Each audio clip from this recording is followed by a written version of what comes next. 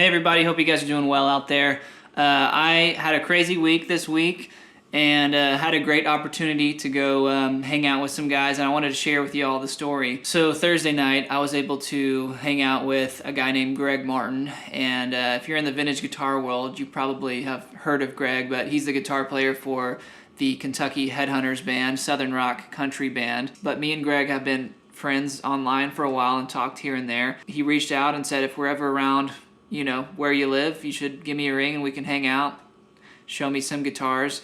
Greg's got a very famous 58 Les Paul Burst and some vintage Stratocasters as well. So of course for me that would be, you know, a huge honor, and I love talking old gear, and to hang out with Greg would be amazing. So I said, hell yeah, man, and actually looked at his schedule, and they were going to be in Oklahoma the next week. And so it just was meant to be, you know. Greg also mentioned that the Kentucky Headhunters amp tech is a guy named Steve Wilson.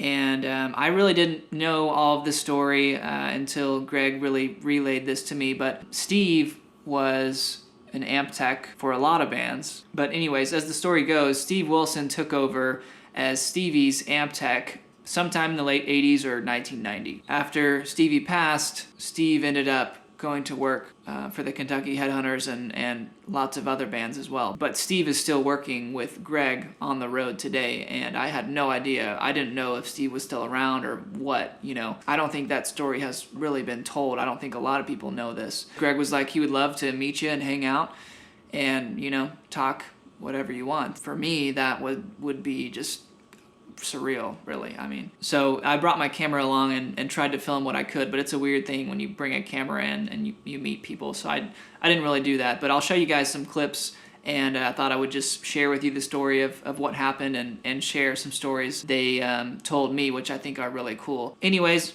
we drove up to this casino called Cherokee Casino. It's east of Tulsa, close to Arkansas actually. Was able to meet up with Greg on their tour bus and hang out, and he brought his 57 Strat and a 65 Strat. Each have their stories, but we were able to just jam a little bit on the bus, which was really cool. Just everything was a dream for me, you know. Here we are on the tour bus. I just got through walking 4 miles and I smell like I don't know what, but young Matthew here is going to show you.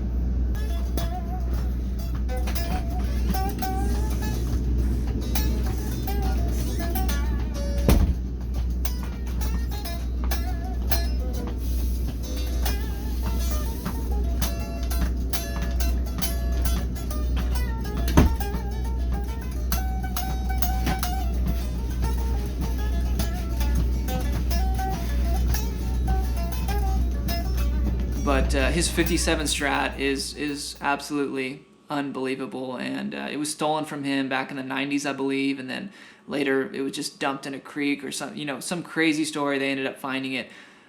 There's a lot of history that Greg could tell, and he's seen and done it all, really. He didn't bring his 58 Les Paul, which obviously it's a very expensive guitar. I think you're looking at $250,000-$300,000 for a Burst Les Paul, not to mention the ownership of that one. And Greg told me that was essentially given to him by Hank Williams Jr. So Greg's, like I said, Greg's got so many stories, and hopefully one day I can have like a real in-depth talk with him and share that with you guys. I think it would be cool. So that was a pleasure to play, you know, those old Strats. And then I got to sit face to face with Steve Wilson and shared some really cool stories of Stevie. Some of the notable ones he mentioned was that Stevie really loved Kit Kat bars for whatever reason, and so he was always eating those back, you know, behind the stage or whatever. And then he also talked about this one time where they had taken Stevie's Super Reverbs, and this is the way that I remember he described it. They took them outside. They were out on the lawn or something, and he made it sound like they pulled the chassis out of the cabinets. And Stevie would play, and he would play this third thing, is what Steve called it, but it was like 2 notes, he said. I don't have a clue what he might have been doing.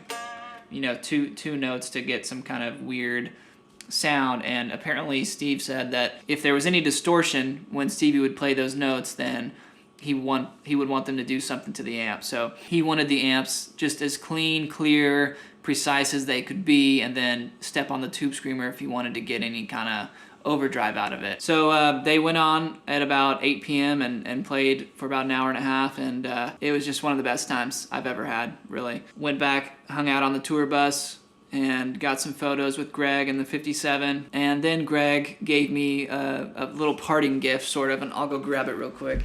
So Greg left me with this bag of goodies. These are a bunch of pedals that he allowed me to borrow so that I can kind of mess around. I've been wanting a new fuzz pedal, and Greg happened to have a lot of stuff he wasn't using, and some of these are really, really nice pedals that I was looking at buying. So now I can test these out and see what I like. He left me with 2 Analog Man Sunface pedals. One's an NKT red dot germanium, and then the other one is a 2N527, which I don't know what that is. There's all kinds of different Analog Man Sunface pedals that you can look up. Then he gave me an Analog Man TS9, so it's got some kind of mod, and I'm not sure exactly what. Oh, I might say, no, just says Analog Man Guitar Effects. So this will be cool. We'll see how that sounds. But then we also got Analog Man Astro 1 fuzz pedal, which I've never seen this before. I'm not sure what this is exactly. But I think Greg is kind of tight with Mike over at Analog Man. So we had a lot of cool stuff to let me try out, and I'm really thankful for that. I'm going to be messing with these over the next couple weeks. So all in all, it was just an unbelievable time, and I'm so grateful to Greg and Steve and the band and everybody there. But yeah, maybe one day I can get Greg over here, or if I'm headed out that way. They're from Kentucky, and I do want to take a trip to Nashville this year, so maybe I'll get the chance to go up there. I encourage you to go check out Greg. You can find him online, Facebook, Instagram, and their band, the Kentucky Headhunters.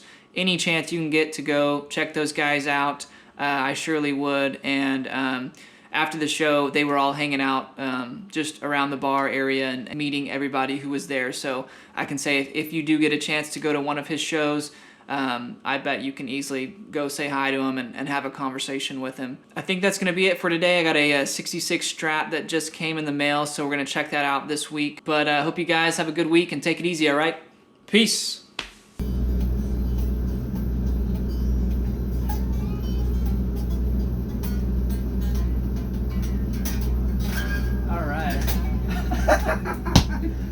Jamming on the bus. Matthew Scott. I'm Greg Martin, and we're here looking for your guitars and your amps right now. Call this boy. Give them up.